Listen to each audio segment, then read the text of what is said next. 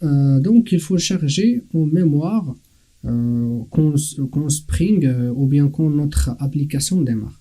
Comment faire? Donc il faut utiliser donc la balise context property holder. OK?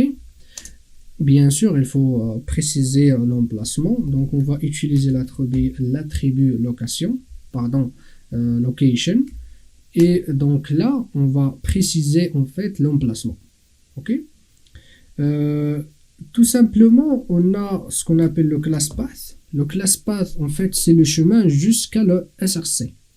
OK? Et après deux points, c'est comme un équivalent de slash. Donc, nous avons ici, donc directement après le CRC, nous avons le dossier properties. Voilà. Donc, on va faire properties, et après slash form.properties. Très bien. Donc lui, non, il va aller chercher donc le class path deux points, il va aller chercher, donc il va src properties, il va aller à properties et après form.properties, il va charger en mémoire notre fichier de propriété. Très bien. Si par exemple vous l'avez mis directement dans le src, donc il n'y a pas besoin de mettre properties slash, donc il faut mettre seulement form.properties. Mais comme je vous ai dit, je préfère avoir par exemple un dossier de propriété qui contient tous les fichiers de propriété pour mon application. Très bien. Donc une fois que nous avons dit à Spring de charger cela en mémoire, donc l'objectif c'est de l'utiliser. Donc on va descendre ici, donc pour utiliser donc les propriétés de notre fichier, donc il faut utiliser la clé. Donc il faut interpréter la clé. Comment faire? Donc il est sous cette forme, donc je mets dollar et après accolade ouvrante, accolade fermante, ici je mets clé, la clé. J'ai la clé que j'ai mis ici. Voilà. Donc si je mets cette clé, je vais avoir mon premier losange. Très bien. Donc ma clé dans ce cas-là, c'est quoi? C'est losange point libellé. Et pareil ici, donc c'est la même logique. C'est losange.x. Et pareil pour y, c'est losange.y.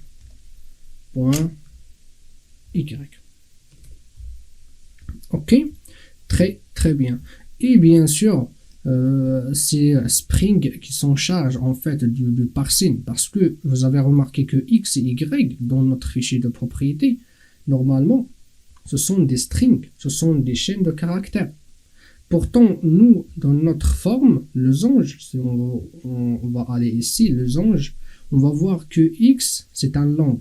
Alors, c'est Spring ou bien Java qui s'en charge en fait du parsing, donc ne vous inquiétez pas. Très bien. Donc, normalement, tout est bon. Donc, je vais enregistrer. Donc, déjà, c'est enregistré. Et maintenant, je vais aller vers mon application. Celui-là, par exemple. Ça va pas changer grand-chose. Donc, je vais juste l'exécuter. Comme ça, c'est pour voir ce que ça donne. Donc, c'est toujours, donc j'ai le contexte. Je vais vérifier. Donc, j'ai l'application context. Je vais retirer donc le bin d'ID losange et après je vais récupérer le libellé et les coordonnées. Très bien. Donc je vais faire clic droit et après run as Java application. Je vais faire comme ça. Ok. Comme vous voyez ici, donc il m'a donné les bonnes informations. Mon premier losange, x égale 5, y égale 8, on a z égale 0, c'est comme l'exemple précédent. Donc si je change dans mon fichier de configuration ici, par exemple au lieu de 5, je vais mettre 10, je sauvegarde, je vais aller ici, je vais exécuter l'application, je vais faire Java Application, on voit bien que la valeur change. Donc voilà un exemple d'injection des valeurs littérales à l'aide d'un fichier de configuration, pardon, à l'aide d'un fichier de propriété.